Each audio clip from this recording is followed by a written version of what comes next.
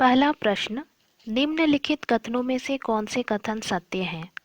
पहला कथन, जनवरी 2018 में देश के 69वें गणतंत्र दिवस समारोह के लिए इजराइल के प्रधानमंत्री को आमंत्रित किया गया है।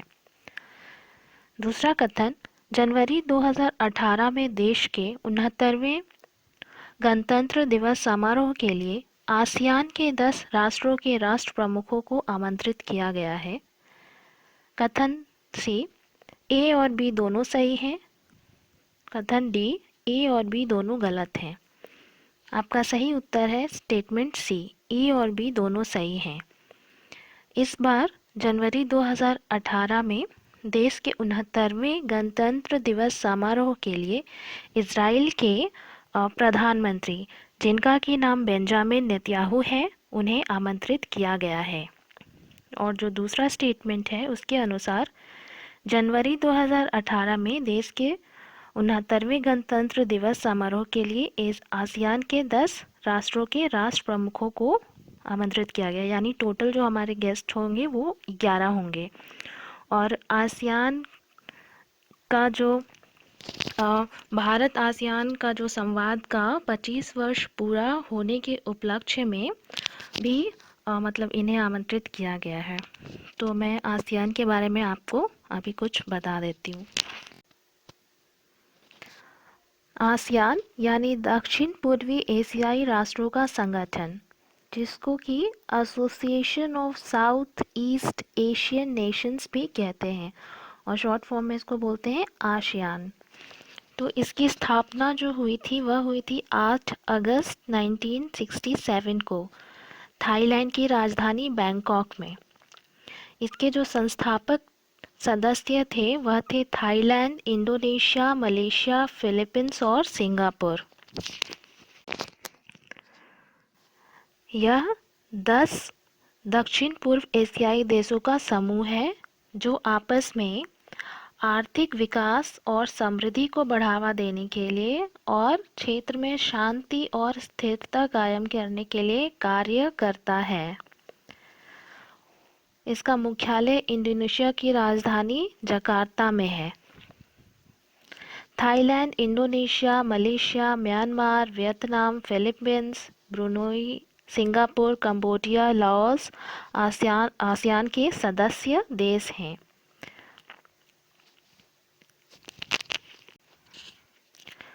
तो इसके सदस्य देशों में भारत का नाम नहीं है। तो भारत की भागीदारी कहाँ होती है? तो भारत की भागीदारी है जो एशियान है। एशियान ने एशियाई क्षेत्रीय फोरम यानी कि एशियन रीजनल फोरम की स्थापना की थी, ठीक है, जिसका कि उद्देश्य सुरक्षा को बढ़ावा देना था। अमेरिका, रूस, भारत, चीन, जापान, उत्तरी कोरिया सहित इसके 23 सदस्य हैं।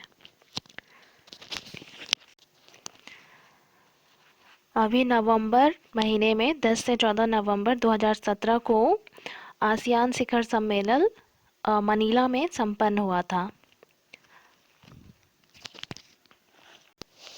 मनीला जो है वो फिलीपींस की राजधानी है। प्रश्न संख्या 2, भारत के किस न्यायाधीश को अंतर्राष्ट्रीय न्यायालय के न्यायाधीश के रूप में पुनर्निर्वाचित किया गया? आपके ऑप्शंस हैं justice Bhandari, justice greenwood, justice Kher, justice Kapadia. सही उत्तर है जस्टिस भंडारी। जस्टिस भंडारी को दोबारा से अंतर्राष्ट्रीय न्यायालय के न्यायाधीश के रूप में पुनर्निर्वाचित किया गया है। संयुक्त राष्ट्र अंतर्राष्ट्रीय न्यायालय के बारे में, इसका जो मुख्यालय है वह हेग में है। 192 इसके सदस्य देश हैं। इसके जो अध्यक्ष हैं वह है रोजलिन हिंगिस। और अंतर्राष्ट्रीय न्यायालय संयुक्त राष्ट्र का प्रधान न्यायिक अंग है और इसके 5 मुख्य अंगों में से यह एक है। अगला प्रश्न है, इजराइल के प्रधानमंत्री कौन हैं? आपके ऑप्शंस हैं Benjamin Netanyahu, Franklin Bergere, Ahmed Yusuf, इनमें से कोई नहीं। सही उत्तर है ऑप्शन ए, बेंजामिन नेतन्याहू जो है वह इजराइल के प्रधानमंत्री हैं।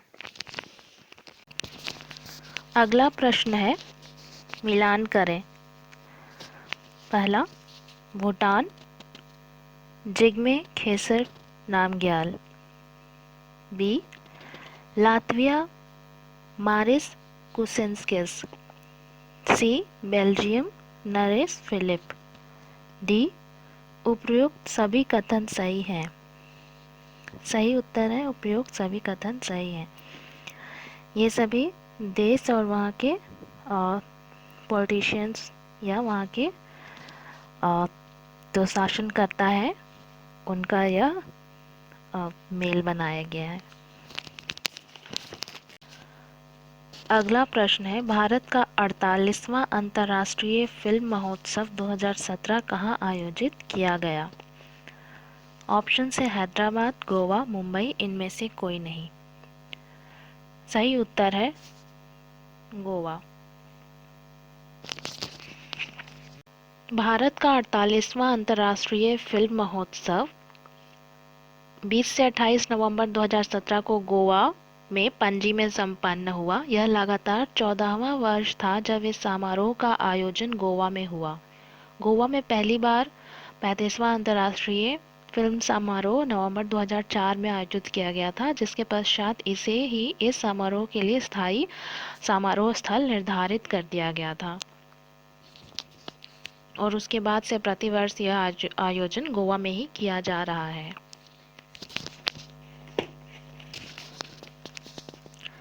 अगला प्रश्न है, भारत का 20वां बाल फिल्म समारोह कहाँ संपन्न हुआ? आपके ऑप्शन है हैदराबाद, गोवा, मुंबई, इनमें से कोई नहीं। सही उत्तर है हैदराबाद। भारत का 20वां अंतर्राष्ट्रीय बाल फिल्म समारोह हैदराबाद में 8 से 14 नवंबर 2017 को संपन्न हुआ।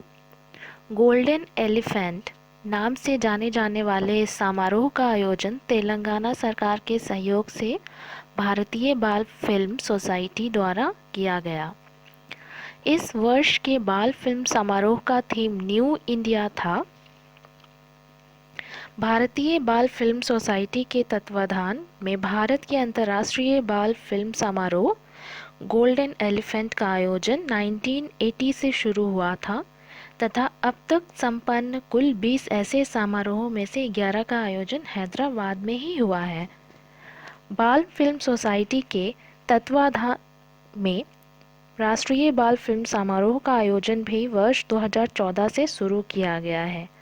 पहला राष्ट्रीय बाल फिल्म समारोह नवंबर 2014 को तथा दूसरा नवंबर 2016 को नई दिल्ली में आयोजित किया गया था।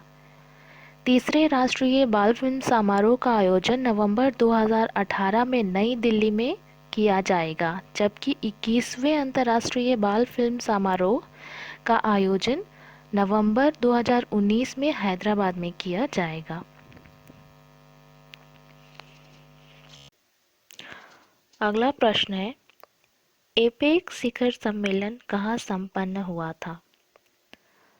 ऑप्शंस है Djibouti, Sudan, Vietnam, Thailand.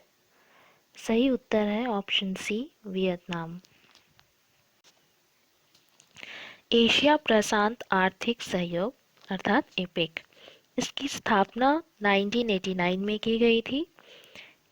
APEC की स्थापना का मुख्य उद्देश्य एशिया प्रशांत क्षेत्र के सदस्य देशों के मध्य व्यापार ढांचे के माध्यम से इस क्षेत्र के लोगों को आर्थिक समृद्धि प्रदान करना था। साथ ही साथ औद्योगिक एवं विकसित अर्थव्यवस्थाओं के बढ़ते प्रभाव को रोकना भी था।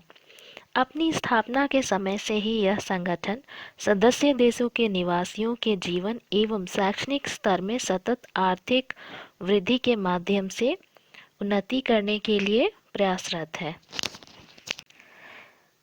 एपेक के वर्तमान सदस्यों की संख्या 21 है, जिनमें 12 राष्ट्र Australia, Brunei, Canada, Indonesia, Japan, दक्षिण Korea, Malaysia, New Zealand, Philippines, Singapore, Thailand व अमेरिका वर्ष 1989 में ही सदस्य बने थे, जबकि ताइवान, हांगकांग, चीन, Mexico, Papua New Guinea, Chile, Peru, रूस, वियतनाम, बाद में एपेक के सदस्य बने। एशिया प्रशांत आर्थिक सहयोग 2017 की बैठक का आयोजन वियतनाम के देनाग में किया गया था। इस बैठक का विषय था creating new dynamism fostering a shared future. 2018 का जो शिखर सम्मेलन है वह न्यू गिनी के पापुआ में आयोजित किया जाएगा। अगला प्रश्न है, किन दो देशों के बीच बंधन एक्सप्रेस चलाया गया है? आपके ऑप्शन हैं भारत बांग्लादेश, भारत पाकिस्तान, भारत भूटान, भारत नेपाल। सही उत्तर है ऑप्शन ए, भारत बांग्लादेश। बंधन एक्सप्रेस नाम से यह जो रेलगाड़ी चलाई गई है, ये कलकत्ता व खुलरा जो कि बांग्लादेश में है, इनके बीच चलाई गई है। अगला प्रश्न है, केंद्रीय मंत्रिमंडल ने किस वित्त आयोग के गठन की अपनी स्वीकृति नवंबर 2017 में दी है? आपके ऑप्शन है 12वां, 13वां, 14वां, 15वां। सही उत्तर है 15वां। वित्त आयोग का गठन संविधान की धारा 280 के अनुच्छेद 1 के तहत 15वें वित्त आयोग का गठन किया गया है। वित्त आयोग के गठन का अधिकार राष्ट्रपति को दिया गया है। वित्त आयोग में राष्ट्रपति द्वारा एक अध्यक्ष और 4 अन्य सदस्य नियुक्त किए जाते हैं। योजना आयोग के पूर्व सदस्य एन.के. सिंह को 15वें वित्त आयोग का अध्यक्ष नियुक्त किया गया है। वित्त आयोग 1 अप्रैल 2020 से शुरू हो रही 5 वर्ष की अवधि के लिए सिफारिशें देगा। हिंदी के किस प्रसिद्ध लेखिका को वर्ष 2017 के ज्ञानपीठ पुरस्कार हेतु नवंबर 2017 में चयनित किया गया है? आपके ऑप्शन हैं आशा देवी, कृष्णा सोबती, शेख घोष, इनमें से कोई नहीं। सही उत्तर है ऑप्शन बी, कृष्णा सोबती। सुप्रसिद्ध हिंदी लेखिका कृष्णा सोबती को साहित्य के क्षेत्र के वर्ष 2017 के लिए ज्ञानपीठ पुरस्कार हेतु चुना गया है। उनकी कुछ प्रमुख जो रचित उपन्यास है उनमें प्रमुख है जिंदगी नामा, मित्रों मरजानी, डार से बिछड़ी, समय सरगम तथा कुछ कहानी संग्रह हैं जैसे कि बादलों के घेरे, सिक्का बदल गया व बचपन। 92 वर्षीय कृष्णा सोबती को ज्ञानपीठ पुरस्कार से सम्मानित की जाने वाली 11वीं हिंदी की साहित्यकार हैं।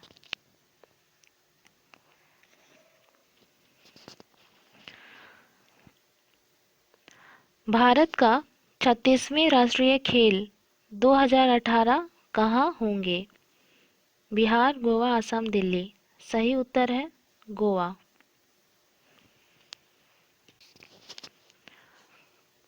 निम्नलिखित में से कौन से कथन सही हैं?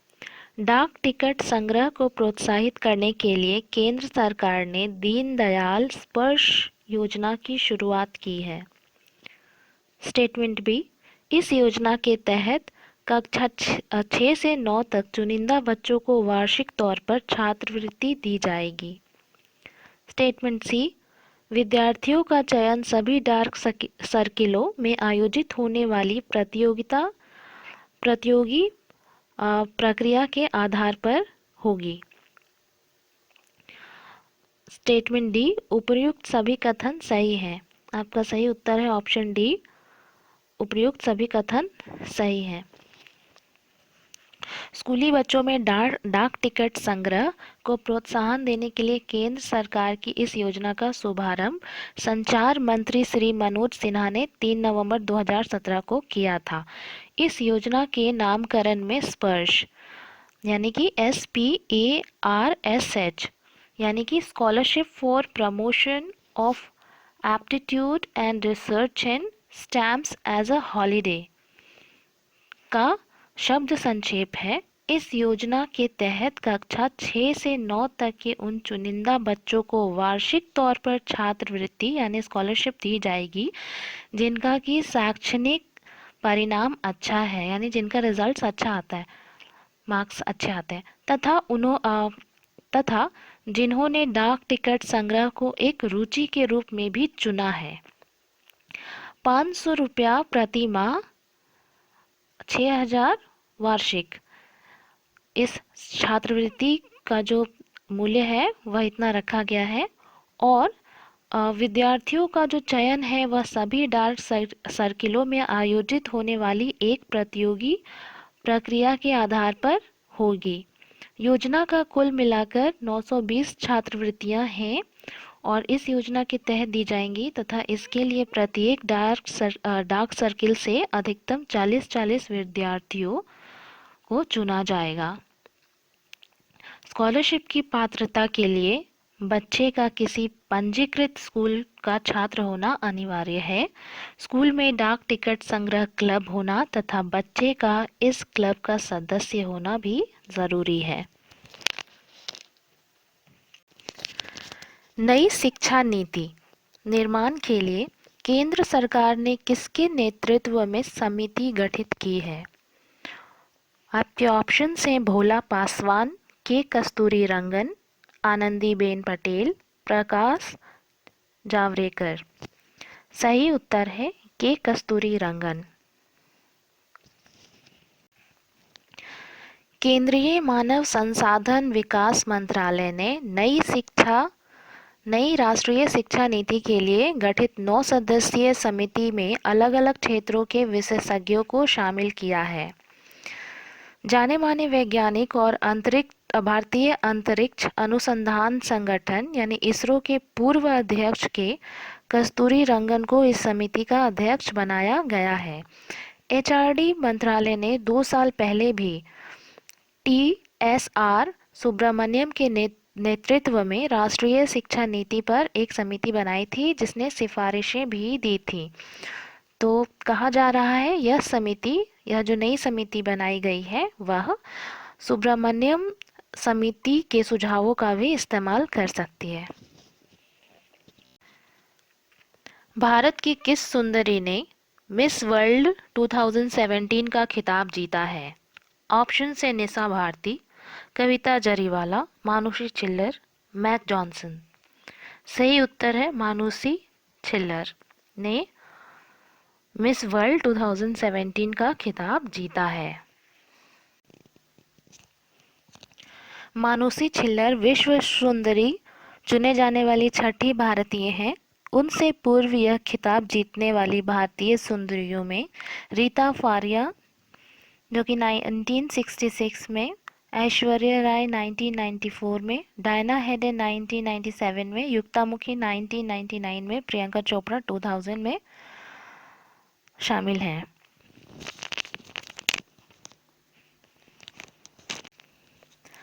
आपका प्रश्न है निम्नलिखित में से कौन से कथन सही हैं? पहला, संयुक्त राष्ट्र जलवायु परिवर्तन सम्मेलन 2017 जर्मनी के शहर बॉन में संपन्न हुआ। स्टेटमेंट 2, जलवायु परिवर्तन से निपटने के लिए ग्रीन क्लाइमेट फंड हेतु सन 2020 तक $100 अरब उपलब्ध कराने का वायदा विकसित देशों के क्योटो प्रोटोकॉल के तहत किया गया था। स्टेटमेंट 3, संयुक्त राष्ट्र जलवायु परिवर्तन सम्मेलन 2018 पोलैंड के काटोविस में आयोजित किया जाएगा। आपके ऑप्शंस हैं केवल 1 2, केवल 2 3, केवल 1 3 और सभी 1 2 3। तो आपका सही उत्तर है सभी 1 2 3 सही है। तीनों स्टेटमेंट बिल्कुल भी सही है। निम्नलिखित कथनों में से कौन से कथन सत्य हैं? पहला, उच्चतर शैक्षणिक संस्थानों में प्रवेश हेतु परीक्षाएं आयोजित करने के लिए राष्ट्रीय परीक्षा एजेंसी यानी एनटीए नेशनल टेस्टिंग एजेंसी का गठन होगा। स्टेटमेंट बी, एनटीए का गठन सोसाइटी अधिनियम इंडियन सोसाइटी रजिस्ट्रेशन एक्ट 1960 के तहत एक सोसाइटी के रूप में किया जाएगा। स्टेटमेंट सी, ए और बी दोनों सही हैं। स्टेटमेंट डी, ए और बी दोनों गलत हैं। आपका सही उत्तर है ऑप्शन सी, ए और बी दोनों सही हैं। यह भी बिल्कुल सही है और स्टेटमेंट बी भी बिल्कुल सही है। तो सही उत्तर है स्टेटमेंट सी, ऑप्शन सी।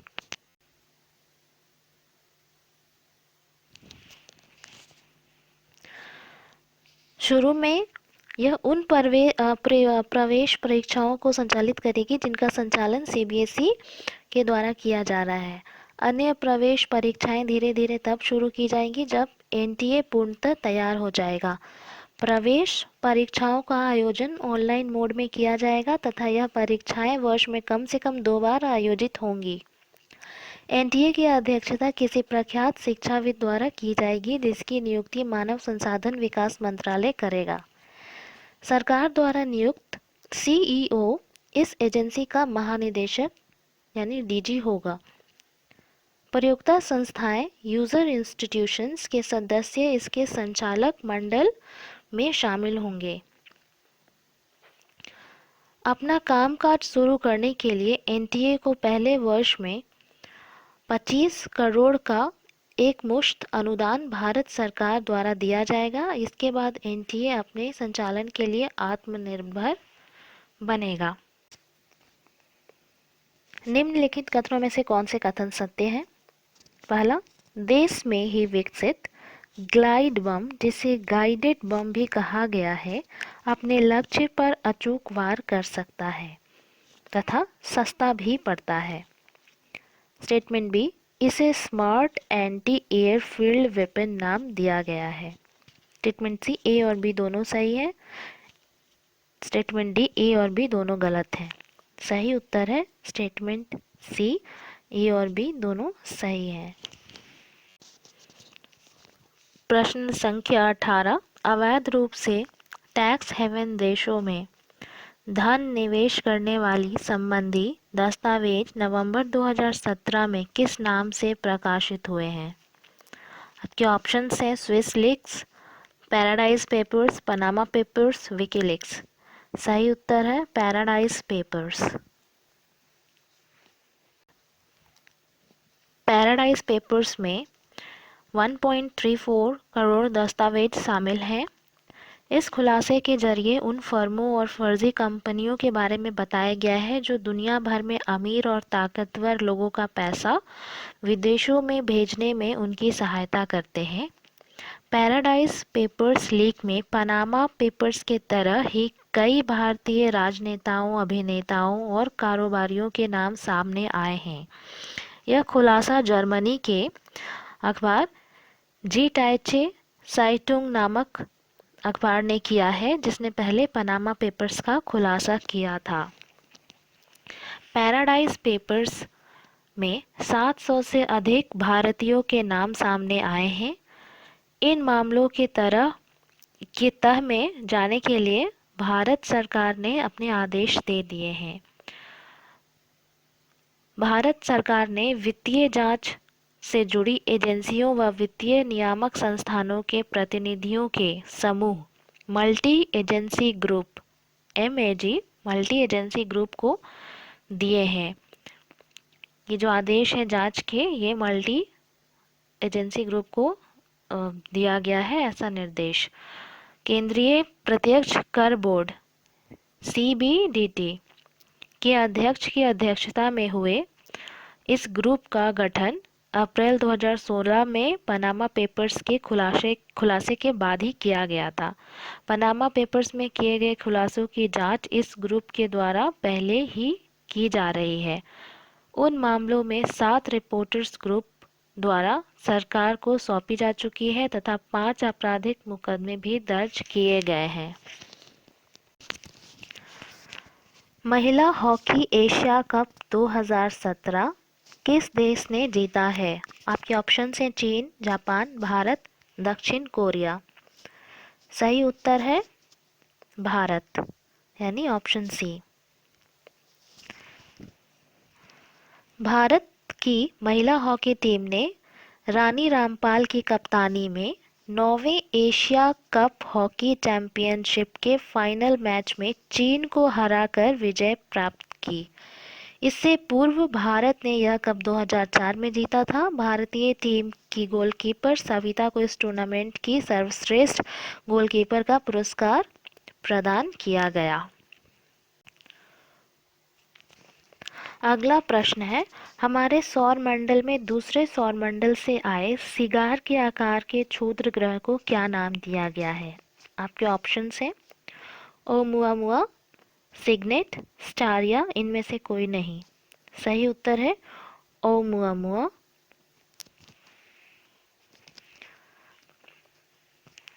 लगभग 400 मीटर लंबे एवं इससे 10 गुना चौड़े क्षुद्र ग्रह की खोज जो है वह हवाई स्थित दूरबीन ने अक्टूबर 2017 में की थी। तो ओमुआमुआ का जो हवाईयन भाषा में जो अर्थ होता है वह होता है मैसेंजर। मैसेंजर अर्थात दूत। यह क्षुद्र ग्रह हमारे सौर मंडल में आता रहता है, लेकिन इसे पहली बार देखा गया है। यह किसी स्टार सिस्टम का भाग नहीं है। आपका प्रश्न है, वर्ड्स फ्रॉम द हिल्स किताब के लेखक कौन है? आपके ऑप्शंस है Salman Rushdie, Ruskin Bond, R K Narayan, Manmohan Singh. सही उत्तर है Ruskin Bond. Ruskin Bond words from the hills के लेखक हैं। विश्व शौचालय दिवस कब मनाया जाता है? आपके ऑप्शन है 19 नवंबर, 23 नवंबर, 11 नवंबर, 25 नवंबर। सही उत्तर है 19 नवंबर। विश्व शौचालय दिवस यानी वर्ल्ड टॉयलेट डे प्रत्येक वर्ष को 19 नवंबर को मनाया जाता है। यह दिवस पर्याप्त स्वच्छता के महत्व पर बल देता है और सभी के लिए सुरक्षित स्वच्छ शौचालयों की पहुंच की सिफारिश करता है। मूल रूप से 2001 में विश्व शौचालय संगठन द्वारा इसकी शुरुआत की गई है। यह दिवस अंतर्राष्ट्रीय स्वच्छता संकट की ओर ध्यान आकर्षित करने के लिए मनाया जाता है। निम्नलिखित कथनों में से कौन से कथन सत्य हैं? पहला, 2.5 टन वाली ब्रह्मोस मिसाइल की मारक क्षमता लगभग 300 किलोमीटर है तथा इसकी गति 2.8 मैक है। स्टेटमेंट बी, कम ऊंचाई पर उड़ान भरने के कारण यह रडार के पकड़ में नहीं आती है। स्टेटमेंट सी, ए और बी दोनों सही है। स्टेटमेंट डी, ए और बी दोनों गलत है। जो सही उत्तर है आपका है वह है स्टेटमेंट सी, ए और बी दोनों सही है। इसका जो भार है वह है, ब्रह्मोस मिसाइल का जो भार है वह है 2.5 टन। इसकी मारक क्षमता है 300 किलोमीटर्स।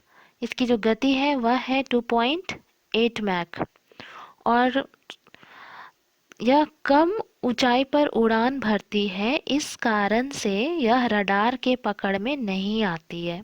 यह भी बिल्कुल सही है। तो आपका जो सही उत्तर है वह है सी। निम्नलिखित कथनों में से कौन से कथन सत्य हैं? भारत यूनेस्को के कार्यकारी बोर्ड हेतु पुनः निर्वाचित हुआ है। स्टेटमेंट बी, कार्यकारी बोर्ड यूनेस्को का सर्वोच्च नीति निर्धारक निकाय है।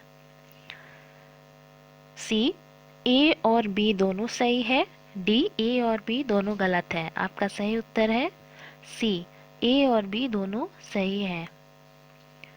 भारत अभी पुनः निर्वाचित हुआ है, साथ ही साथ यह सर्वोच्च नीति निर्धारक निकाय भी है।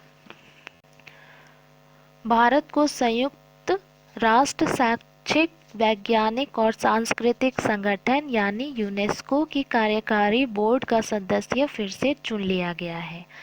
यह कार्यकारी बोर्ड यूनेस्को की निर्णय लेने वाली शीर्ष संस्था है। यूनेस्को के कार्यकारी बोर्ड हेतु इस चुनाव से पूर्व भारत यूएनओ के एक अन्य महत्वपूर्ण निकाय आर्थिक एवं सामाजिक परिषद यानी इकोनॉमिक एंड सोशल काउंसिल के लिए 3 वर्ष के कार्यकाल हेतु पुनर्निर्वाचित हुआ था। इकोसॉक में भारत का मौजूदा कार्यकाल, इकोसॉक means economic and social council में भारत का मौजूदा कार्यकाल 31 दिसंबर 2017 तक है, जो अब दिसंबर 2020 तक रहेगा। पाकिस्तान का इकोनॉमिक एंड सोशल काउंसिल में मौजूदा कार्यकाल भी 31 दिसंबर 2017 को समाप्त होना है, किंतु वह केवल एक मत के अंतर से नए कार्यकाल हेतु निर्वाचित नहीं हो सका था। निम्नलिखित कथनों में से कौन से कथन सत्य हैं? पहला कथन, अंतर्राज्यीय परिषद का पुनर्गठन किया गया है। इसके अध्यक्ष भारत के प्रधानमंत्री होते हैं। कथन 2 यानी बी, अंतर्राज्यीय परिषद के साथ ही इसकी स्थायी समिति का भी पुनर्गठन किया गया है, जिसका मुख्य कार्य किसी मुद्दे पर विचार विमर्श करने से पूर्व उसकी जांच पड़ताल करना है। स्टेटमेंट सी, ए और बी दोनों सही है। स्टेटमेंट डी, ए और बी दोनों गलत है। इसका सही उत्तर है स्टेटमेंट सी, ए और बी दोनों सही है।